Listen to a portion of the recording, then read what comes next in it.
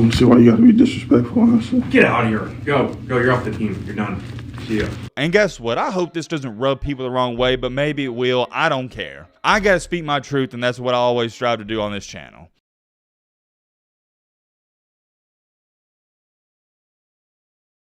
Chestnuts roasting on an open fire. Jack Frost nipping at your nose. Boys, I'm doing it tonight. I'm going full out Clark Griswold. I'm putting up the Christmas lights outside. I'm excited but nervous because I remember last year I almost fell off the ladder. So if you don't see a video, like a live reaction video tomorrow, just know something happened. But that is besides the point. You're not here for any of that talk. You are here for the breaking news. And this has been the most highly requested video on the channel, and I'd say at least a month or two. You guys have been blowing me up. I've had at least, I'd probably say 35 people send me this on Twitter or Instagram. And I understand why. Number one, it's a huge deal. And number two, it is extremely controversial, at least to some people. Not to me, and we'll get to that in just a second. If you don't know what I'm talking about, your boy Lane Kiffin, he went off. I've never seen him yell or get this mad, or at least caught at least. He went off on a former 3/4-star recruit. Some recruiting sites had him at one point in time as a 4-star, but what to say he's a 3-star. But that really doesn't matter. The point is he kicked off a player. And this is where the story gets a little fishy, because the narrative the player was trying to spin is that he was kicking him off because he was taking a quote-unquote mental health break. And yeah, I got a lot to say about that. Whose side am I on? Well, you're going to find out in this video. And oh yeah, we do have the audio. I'll show you that as well. I don't even know who owns the copyright to that audio footage. If it's some big corporation and they try to come after me and take down the channel, well,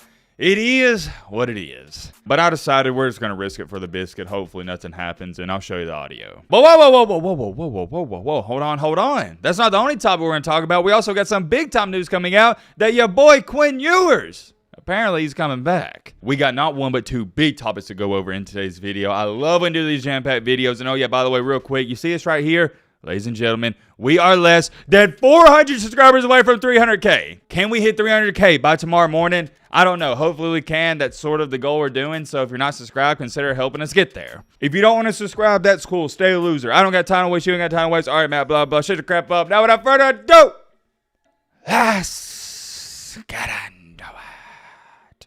First things first, let's get this out of the way. We're only going to talk about this for like 45 seconds. Maybe not even that. The breaking news came out yesterday. Steve Sarkisian announced that Quinn Ewers, he's going to be starting against TCU. This caught me off guard, and I think a lot of other people, because I thought he was going to be out for 4 weeks. Did not expect to see him come back this early, and that's great for Texas because they need him. I am not confident in this Texas team if Malik Murphy is QB1, but with Quinn Ewers, yeah, I got total confidence back. And yeah, there's really not too much more to be said about this. He's starting, he's back, and I think that's going to help Texas back tremendously because it feels like they didn't have that same mojo and swagger when Malik Murphy was in there. It just felt like something was off. However, with that being said, this doesn't mean, oh yeah, you're guaranteed to beat TCU. I expect TCU to try at least to put up a fight. I still got Texas winning by 20. But the storyline is, and I did want to get it out there because some people might not have heard about this, Quinn Ewers, he's back. That's all there is to that. But now finally, moving on to the main topic, the main encore, the main reason you clicked onto this video. What in the world is going on at Lane Kiffin? I'm sure many of you have heard this audio. If not, I'm going to show you in just a second. But I'm also sure that a lot of you don't know the backstory behind it. The said player involved in all of this goes by the name of DeSanto Rollins. And a very key element to this story that a lot of people aren't throwing in there is this right here. On February 27th, Rollins met with Kiffin, and Kiffin informed Rollins he was moving from defensive tackle to the scout team's offensive line because he wouldn't transfer. If you are confused by the wording of that, I'll dumb it down even more. DeSanto Rollins wasn't playing a lot, and he probably wasn't looking good in practice. And a lot of times at these schools, when you have a defensive tackle, for example, like he was, that's not doing as good as the other defensive tackles, and you're weak at backup offensive linemen or third-string offensive linemen, why not? Move him over. That's Kiffin's logical thinking behind all of this. Kiffin was pretty much thinking, oh yeah, he's not going to play a D tackle, so we're just going to move him over to third-string offensive tackle, something like that. Well, apparently Rollins wasn't too happy with being on the scout team's offensive line. And oh yeah, by the way, got those in there too. Ole Miss pretty much told him you should probably transfer because you're not going to play here, and he wouldn't even do it. And Kiffin told him, quote unquote, if he didn't like it, then he should quit. And instead of quitting, Rollins, and this is where everything comes into play, he told Kiffin that he's going to take a quote unquote mental health break. Here's an important date. On March 7th, let me say that again, March 7th, Kiffin is reaching out to Rollins. He's texting them, blowing them up, saying he wants to talk to him, saying he wants to meet with them, and Rollins is completely ignoring him. That's on March 7th. Kiffin is going out of his way to tell this young man, hey, I want to meet with you, I want to talk with you, and he's ignoring him. And I'm sure Kiffin also probably reached out to him on March 8th and the 9th and maybe the day after that. Kiffin and the entire Ole Miss coaching staff, they don't hear a single word from him, and then randomly on March 21st, he decides to meet with Kiffin. You can't make this crap up. Your boss, and he is your boss, he's your head coach, and we all know college football is a business at this point. He wants to talk with you. He's texting you, calling you. He wants to have a meeting with you, and you ignore him for 14 days. From March 7th until March 21st, he ignored Lane Kiffin and the coaching staff. And then when he finally feels up to it and he feels good on March 21st, he's like, hey, you know what? I'll call up old Kiffin and tell him I'm ready to go, man. I'm ready to have this talk with you, coach. I'm ready to have this meeting. 14 days later. Meanwhile, and I can't emphasize this enough, you have to understand Kiffin and Ole Miss's perspective, they were left in the dark. They didn't know what was going on. By this point in time, they probably thought he just quit. And I want y'all to really think about this. Let me put this into a better perspective so me and you can relate. I can't even compare this to working at like Pizza Hut or anything like that. Nothing wrong with that. But we're talking about a D1 SEC program. I think a great comparison for this is if you're working in corporate America and you're making $75,000 per year, a good chunk of change, right? You got a pretty good job. Same thing for playing for Ole Miss. That's pretty lucrative. That's a top 10 team. Could you imagine your boss calling you on, let's say, since it's November 10th, November 7th, and you don't answer? He texts you, you don't answer, and he sends you another message saying, hey, I want to meet with you, and you don't answer until November 21st. You don't go into work or not answering the calls, texts, anything like that, and you randomly show back up on November 21st. I'm asking you a genuine question. What do you think that boss would say to you? Number one, I'd be shocked if he had a conversation with you that lasted more than 8 words. He'd probably just look at you in the face, laugh, and say, you're fired, buddy. As a matter of fact, you probably wouldn't just be fired. I guarantee you, your replacement would already be in there working. You can't just ignore and not acknowledge your boss, or in this case, in the scenario, your coach, which pretty much is your boss. It's almost delusional and insanity to even think you would remain on the team after a stunt like this. But I digress. Anyways, continuing along here, he finally feels up to it. It's March 21st. He's like, you know what? I'm going to go meet with Lane Kiffin. And oh yeah, I almost forgot to throw this in there. This player, DeSanto Rollins, was recording this, okay? This wasn't some leaked audio footage from The Office. No, this is from DeSanto Rollins' phone. And I'll get to this in just a second. It's almost like he was instigating Lane Kiffin into saying some bad stuff. I'll get to that in just a second. I've only seen this audio clip once. I low-key forgot what even happened in it. So, Matt, wrote a clip. If you would have come here when you kept getting messages, the head coach wants to talk to you, and you saying, I'm not ready to talk to him. I wasn't. Well, what f***ing world do you live in? I don't see why you gotta be disrespectful, honestly. Get out of here. Go. You're off the team. You're done. Hold on. I forgot this part was in there. I gotta address this, and this is the only pause we're doing. He had the audacity and nerve to say, I don't understand or see why you gotta be disrespectful. Dude, you ignored him for 14 days in a row. You're the one being disrespectful. I'm just imagining what some of my old coaches would do to me if I even tried pulling off a stunt like this and even responded. I played for so many old school head coaches.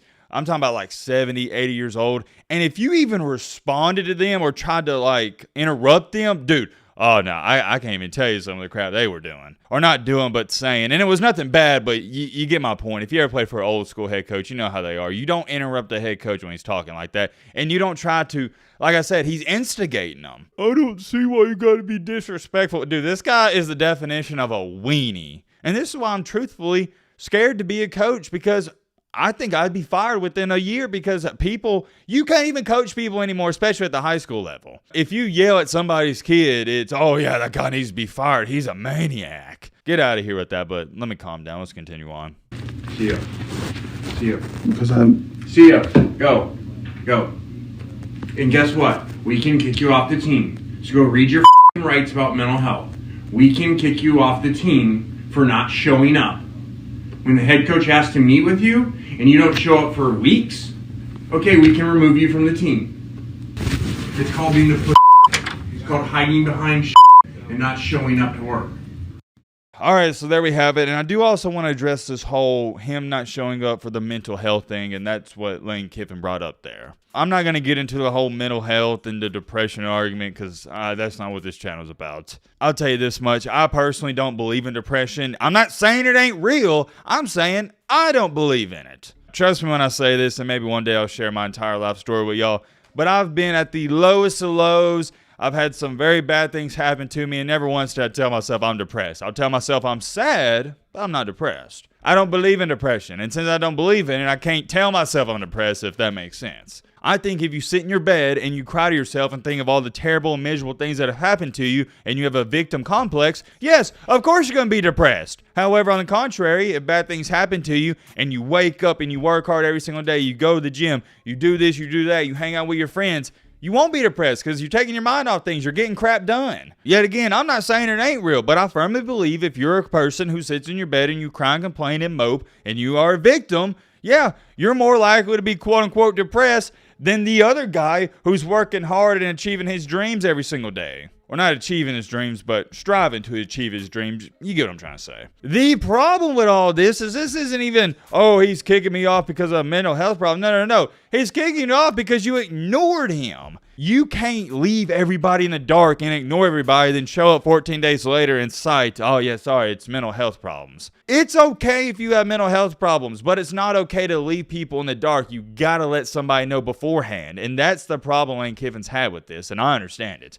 And guess what? I hope this doesn't rub people the wrong way, but maybe it will. I don't care. I gotta speak my truth, and that's what I always strive to do on this channel. I'm so sick and tired of 2023, how everybody nowadays is soft, and we're trying to baby everybody and say, oh, it's okay. Well, he's depressed. That's why he couldn't do this or do that. He's got mental health problems. That's why he couldn't show up to work for an entire 2 or 3 weeks. I'm sick and tired of it. And if that rubs you the wrong way, I'm sorry. Maybe I'm delivering that the wrong way. The only thing in this world, in this life, that separates your winners from your losers is your winners show up when they don't feel like it. That's it. When the losers are tired and they don't feel like getting up, they don't feel like doing this, doing that, they don't do it. But the winners, vice versa, on the contrary, they get up and do it anyways. Winners don't care about their feelings or emotions. They get up and get after it. But I'll tell you this much, and it's the reason I view the situation the way I do. I've seen my mom every single day work like a dog, work when she's stressed, work when she's had so many problems going on in her life, and not complain to a single person, not complain a single bit,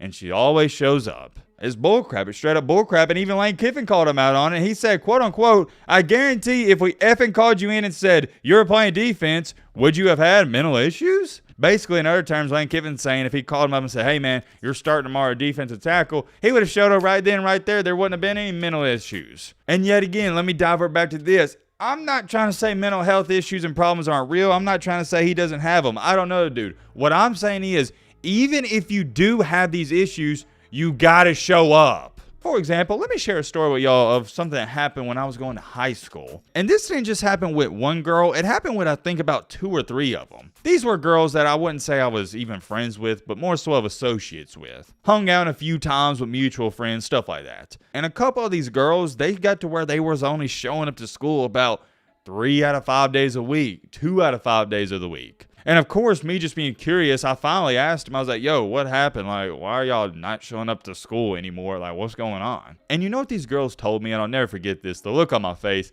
I was pretty much befuddled. That was the only word to describe it. They told me, oh yeah, Matthew, well, our social anxiety's been acting up real bad. We have real bad social anxiety. I sat there for 25 seconds, looked at him because I was waiting for him to say, oh, just kidding. This is actually going on. But no, it was being dead serious. Social anxiety. Like, what?